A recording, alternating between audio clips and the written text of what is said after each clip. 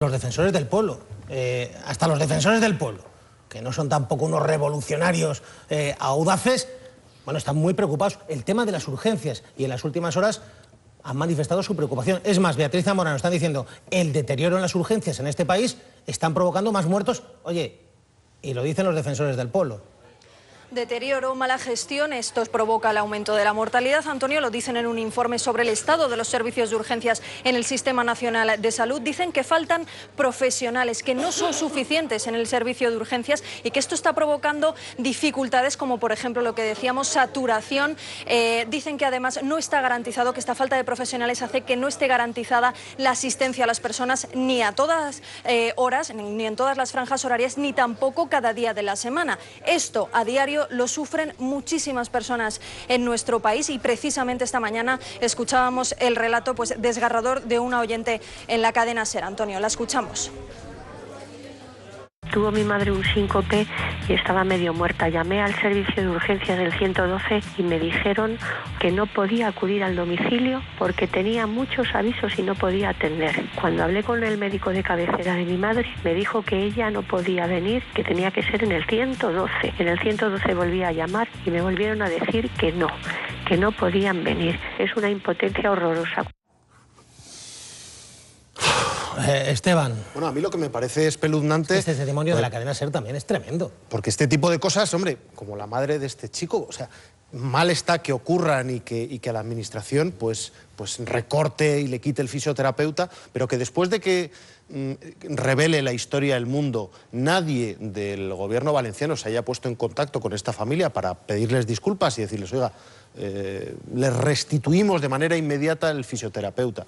Eso es lo que realmente me parece sí, es impresionante, ¿no? Lo que probablemente sucederá, lo que es tremendo es que solo cuando los medios de comunicación denuncian, como pasó en el caso de Vallecas, entonces las administraciones se preocupan, ¿no? Pero probablemente en algún momento sucederá. Hoy este programa servirá para eso, en algún momento reaccionarán, pero tienen que ser los medios de comunicación porque si no, no lo hacen. A mí lo que me parece imposible desde el punto de vista político es incompatible, es ir a Bruselas a presumir de lo mucho que han recortado, que eso es lo que está haciendo el gobierno español, diciendo, señores, hemos cumplido, hemos recortado toda esta cantidad de millones, 12.000 millones de euros en sanidad, de educación, y luego tratar de decir en España a los españoles, señores, no hemos recortado nada de lo fundamental. Si Rajoy dijera, hemos recortado lo mínimo posible, es un discurso que se puede entender. Hemos hecho todo lo que podíamos y, bueno, puede ser verdad o no, pero es un discurso razonable. Pero lo que no puede decir Rajoy es, no hemos recortado nada de lo fundamental, porque en educación y sanidad no ha sido Rajoy, han sido las comunidades autónomas obligadas por Rajoy. Rajoy cambió... Pregunten a Amalia si es o no fundamental. La dependencia para ella. Este gobierno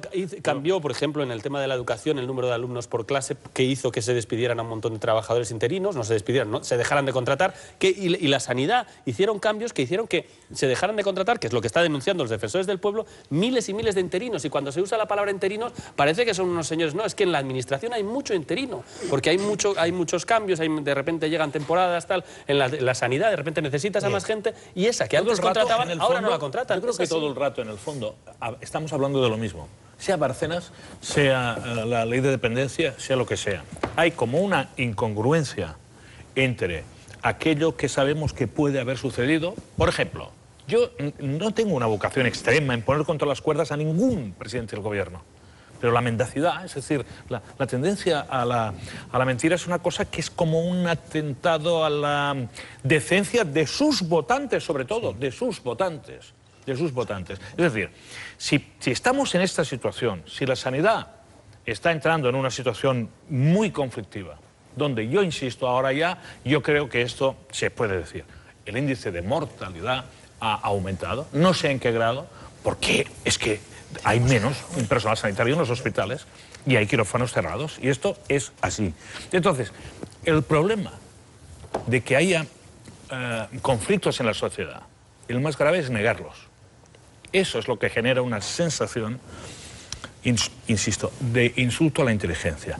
¿Ha habido problemas de financiación ilegal de los partidos políticos? Sí.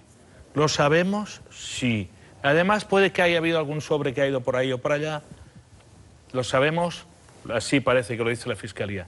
Esto, siendo grave, me parece mucho menos grave que negarlo sistemáticamente, que negarlo todo, que negar que ha habido recortes en sanidad. Es muy grave que se recorte en sanidad, pero igual es impepinable Pero es que se niega, ¿qué es lo que tú dices? Por ejemplo, esto Xavier, es lo que resulta un poco cansino, por no decir indecente. Xavier, otra de las cuestiones que estamos viviendo estos días, la movilización de los enfermos de hepatitis C. Y ha habido insensibilidad por parte del Ministerio, del anterior y del actual. Y por fin, en las últimas horas, por fin, milagro, un responsable del Ministerio de Sanidad, un director general ha dicho, hemos fallado, no hemos hecho el plan que teníamos que hacer, nos hemos equivocado, no pasa nada, pero que lo reconozcan, que encima no digan que van de lujo y que estos enfermos protestan porque no tienen otra cosa que hacer. Beatriz Zamorano, ¿qué es lo que ha dicho este alto cargo del Ministerio en las últimas horas?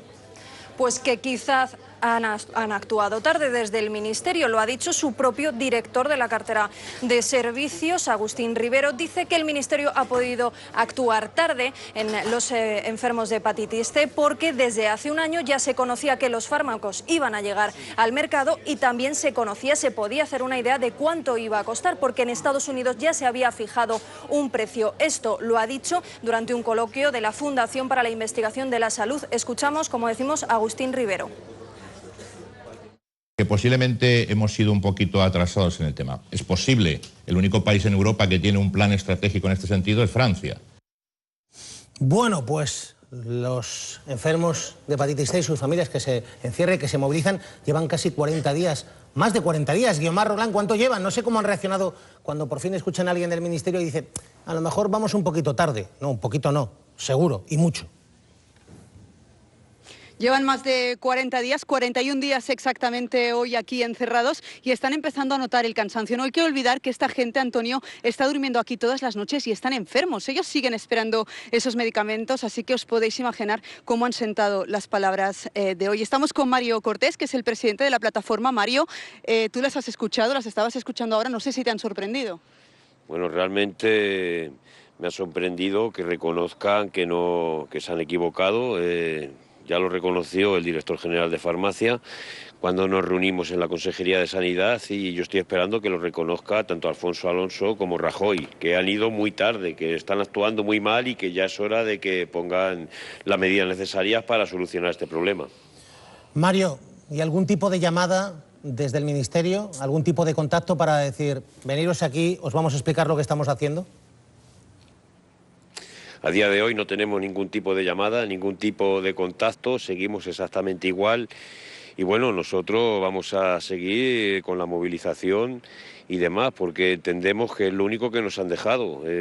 Vamos a ver, nosotros tenemos derecho a curarnos, tenemos derecho a vivir y realmente desde el Ministerio tienen una insensibilidad tremenda con nuestro problema, no nos llaman ni nos dicen nada. Es más, Mario, yo te lo digo, encima ellos dicen que cuando vosotros decís que la gente se está muriendo, como que somos frívolos. ¿Tú se lo puedes explicar a los miembros del gobierno o por lo menos a los del Ministerio? Que sí, que hay gente que se muere porque no recibe el medicamento, que no es que se lo invente la Sexta o que vosotros estáis pasándolo bien ahí en un party hospital. Vamos a ver, desde el día 18 de diciembre que nos encerramos aquí han muerto 6 afiliados de la plataforma. Esto es así, lo hemos dicho en Europa, sabe que les ha molestado mucho nuestra visita a Europa y iremos a donde haga falta para seguir denunciando que sigue muriendo gente. Cada día que pasa y sigue la inactividad del gobierno, sigue muriendo gente por no recibir los tratamientos. Entonces realmente es inaceptable tener unos gobernantes haciendo estas declaraciones. Se están riendo de las familiares, de los enfermos y de todos nosotros. No sé a qué juegan, lo dije ya anteriormente. Sé que el Partido Socialista está apretando mucho, por ejemplo, y que ha denunciado, me comentaba hoy uno de los responsables, Martínez Olmos, que fue alto cargo del Ministerio en su día, en el Ministerio de Sanidad con el último gobierno Zapatero, que ayer en el coloquio, un coloquio de Servimedia, donde Agustín Rivero, el miembro del Ministerio, reconoce que van un poco tarde, que el gobierno se niega a decir cuánto cuestan de verdad los medicamentos. Yo no entiendo por qué en Francia lo pueden decir y en otros lugares de Europa, transparencia total. ¿Por qué? ¿Usted, Mario, entiende por qué el Ministerio se niega a decir exactamente cuánto vale el medicamento, el Sovaldi, el tratamiento? Sí, yo lo entiendo perfectamente. De hecho, bueno, también he hablado con Martínez Olmos al respecto de este tema y nosotros tenemos contactos en el Ministerio de Sanidad. Sabemos que los precios que han anunciado no son así. Hemos denunciado la falta de transparencia en este aspecto y yo sospecho mucho que hay comisiones y hay por ahí sobres que se dan a responsables. Entonces nosotros lo que sí vamos a exigir es que nos publiquen el informe económico de la negociación con las farmacéuticas, porque realmente si este gobierno presume de que son transparentes, que lo hagan, que dejen de mentir y que saquen las cuentas a la luz. Los medicamentos no cuestan 25.000 euros como los están vendiendo. Y realmente esto hay que denunciarlo y que publiquen, si no tienen miedo de ocultar nada, si no quieren ocultar las cosas, que publiquen los informes económicos. Mario, que muchísimas gracias. ¿Cómo estáis de ánimo? Porque lo mismo alguien pueda pensar que os vais a cansar y os vais a rendir. Vamos a ver, estamos cansados realmente porque somos enfermos, pero tenemos mucho ánimo, sobre todo cuando día a día se van abriendo plataformas en los diferentes territorios y nos van anunciando próximas movilizaciones. Entonces, bueno, esto va a seguir adelante. Lo he dicho 1000 veces, no tenemos nada que perder y mucho que ganar que nuestra propia vida. O sea que aquí seguiremos mientras el gobierno no mueva ficha. Mario Cortés, representante, símbolo de la plataforma de afectados por la hepatitis C. Un abrazo. Fuerza. Un abrazo, muchas gracias. Bueno, pues nada, que no hay recortes en lo fundamental. Yo sigo obsesionado con algunos temas. La pirámide parasitaria. Es decir, siempre se dice, ¿cuántos trabajadores tienen que trabajar para pagar a los pensionistas? Hablamos de los pensionistas como si fuese el único gasto. También hay un gasto que es el Estado. En su totalidad. Es decir, hay trabajadores que pagamos a los pensionistas y también a muchos funcionarios. Y a un Estado que yo creo que de larga tradición, bastante oneroso. Es decir, se decía que en 1600 un labrador tenía que alimentar 30 bocas. Pero ojo, cuando hablamos, Sardá, cuando decimos la palabra funcionarios, nos olvidamos de que no, es que la palabra funcionarios tiene muchas... He dicho funcionarios y políticos. No, pero primero, el número de políticos, al contrario de lo que se dice, se difunde en Internet, el número de políticos en España no es desorbitado comparado con otros países. La administración española comparada con la de otros países no está hinchada. Todos los informes oficiales demuestran que estamos al nivel de los países de nuestro entorno y, sobre todo, insisto, cuando se habla de funcionarios se olvida de que la mayor parte... Yo creo que mucha gente sí. Te lo digo por si hay gente que nos está viendo y piensa que la palabra funcionarios... Pero déjame terminar lo que voy a decir. La palabra funcionarios se olvida de que estos señores de los que estamos hablando que faltan en las urgencias son funcionarios o interinos o empleados públicos. Esos señores, maestros, ese señor que va a ir a casa de este pobre hombre a ayudarle, será un trabajador público de alguna manera. Quiero decir que el enorme gasto del Estado, fundamentalmente el gasto del Estado, es gasto, sobre todo ahora que se ha recortado tanto todo, fundamentalmente es gasto social. Es así, es verdad. Y luego hay una parte de gasto administrativo que además un Estado lo necesita. Este Estado no está hinchado, no es verdad. Hay cosas en las que se podrán recortar y mejorar, seguro, pero los datos no indican que España tenga un problema dramático de excesos. Hay un solapamiento de épocas históricas y una duplicidad. Pero tenemos que hacer la comparación. Sé que está muy visto decirlo.